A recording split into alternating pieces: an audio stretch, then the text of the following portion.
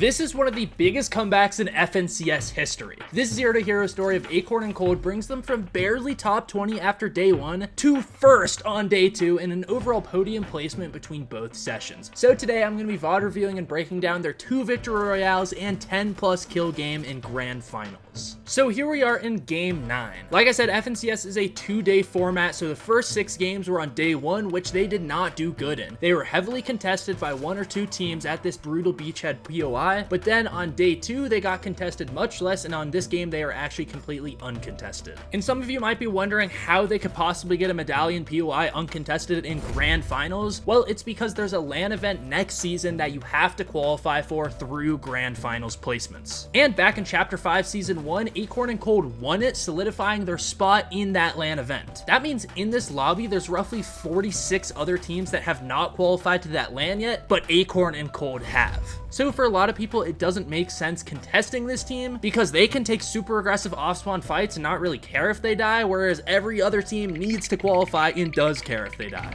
And something I found was very interesting is that they don't take that mythical shotgun every game. You'll notice through this entire game, none of them are actually using that mythical combat shotgun, and I get it, the combat shotgun is not that good. But now they start looking for Storm Surge, and sorry for the replay lag, but they do look over here and get some cracks and some damage in for their Storm Surge threshold. And it is very interesting. When they are contested, they of course were able to get their Storm Surge when they didn't die, but when they're uncontested, it takes a little bit more work to get that Storm Surge since you're spread apart from everyone, but they are able to find people across the way. During their mid game, they rotate by the drone POI and go for more Storm Surge tags on surrounding enemies. This is a great spot for a Surge base because there is of course the gas station, the drone POIs, all the hills around with the launch pads that people kind of flow over, there's Pleasant Piazza, and of course Nitro rings for other people rotating past. So you just put yourself in a really good central spot for a lot of rotation paths to get that surge damage in. Then once they rotate, they base up right next to a rift underneath Rift Island, and I really want to point this out because I talk about this in almost every one of my solo Cash Cup videos. When I'm playing tournaments, this is the #1 go-to. You don't have to waste any of your own rotation, and you have to make one box to protect that rift. It's a perfect free rotation for these bigger zones. But what's funny is they don't take their own rift. They get a big crack on someone with the DMR and then jump on top of them.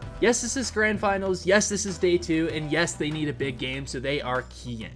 And they're actually able to get a kill here while the other guy rifts, and then they take his rift.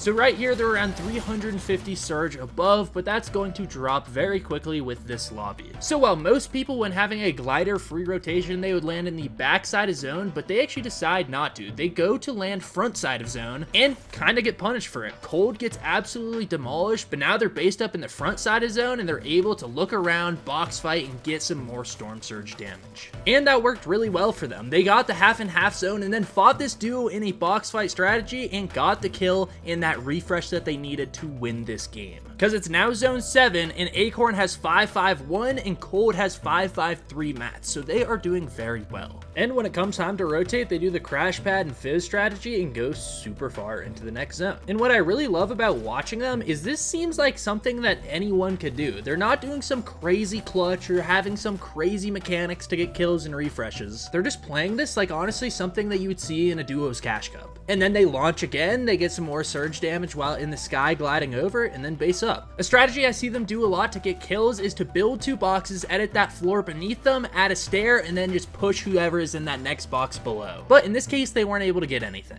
They pad again to get further into zone, but this time they get a little split apart, and I do respect Cold for building himself off, protecting his health, before recklessly trying to run at Acorn's box and edit in and just get shot in the back. So of course he regroups up and does it very efficiently, but I do respect him for protecting himself first before prioritizing just being together for every single second, because you can spare a couple seconds to be apart. Right here, their tarp game is really good, and they do that same thing where they build 2 boxes and look below for a kill by breaking out that wall, and this time they kill Clicks and Vino. 2 fan favorites going down, but this is another huge refresh when there's only 10 teams up. And before I show you how they win this game, if you've been enjoying, please drop a like and invest in the channel. We just hit 20K, so thank you so much to everyone investing in the channel. So getting that refresh as the 11th zone zone takes over is super important for this win. They keep moving, but you'll notice they're moving through old builds, and this does get them into a sticky situation, but they also get a kill from it. Scratch that, they actually get 2 kills from it. But I do like when they're trying to stay within old builds because they don't have to waste as many materials full tarping.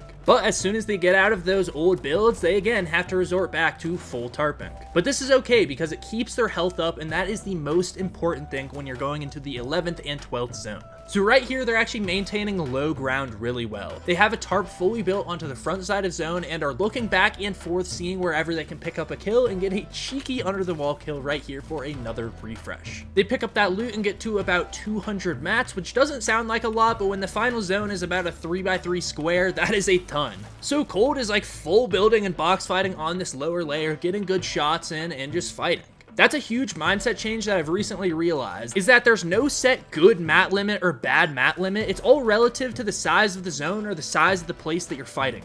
So in a final zone, this was plenty of mats for them to win it all. Cold finished this game with 8 kills and Acorn had 3, bringing their total to 11 kills in a victory royale. And in grand format scoring, that is 166 points. So game 11, just 2 games later, they get another win.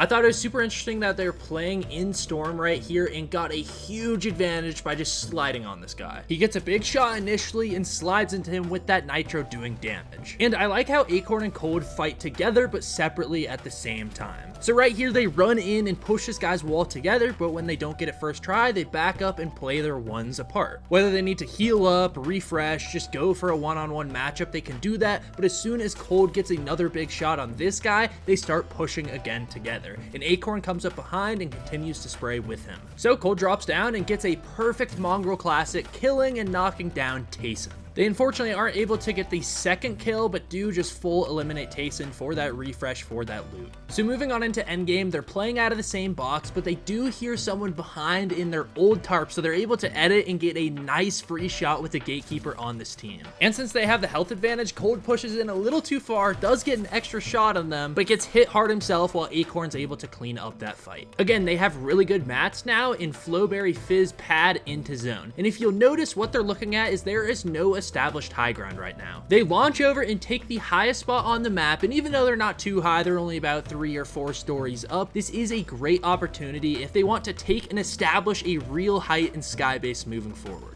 So while they were waiting for zone to continue moving, someone did take height on the other side of zone, but since Acorn and Cole were already pretty far up, all it took was a flow pad to get up there and take height and establish it firmly. They pushed the contesting team down, but wanted to make sure that height was going to be theirs, so they go into zone and connect all the way over. And this is something you need to be looking for if you are a player. If you want to take height, you need to make sure you are structurally sound. And now it's just truly a textbook game. Their first win was being low ground warriors and making it somehow work, but this one is being the high ground warriors and just leisurely walking into the dub. Something I want to point out is in this game, Acorn actually opted for that mythical combat shotgun that he didn't take in the other victory. And of course, they didn't stream this, so we don't know their exact game plan, but I'm sure they were actually expecting to take height this time because the combat shotgun on height is so good. We can even see Dukes here pad up and Acorn just shreds him with it. Something you also see in these pro lobbies is them building down. So he is full triple piece ramp rushing downwards so he can protect that high ground, and if he needs to jump or if they get shot out, it's not going to be a death sentence. And that's exactly what happens. They build to a point where they're over a mountain and jump down in the final zone.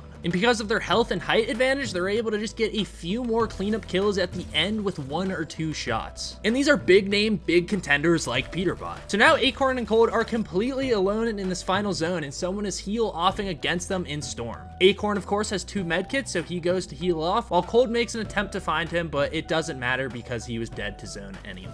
So they win it with a heal off in Storm and get their second victory royale of the tournament. Of course, use any of these fine gentlemen's creator code for their gameplay, or if not, if you like what I've done with this video, please use code reidtheninja in the item shop to help me out. Again, I just hit 20k, so I'm a pretty small YouTuber, but we're growing fast, so please invest in the channel and drop a like. I made another video exactly like this on the comeback story of Cooper and Kanata from last FNCS, so check that out if you like the format of this video, or if you're just looking to improve at the game, this is how to drop consistent 20 bombs in ranked. Thank you so much for watching. My name is reidtheninja, and on that note, I am signing off.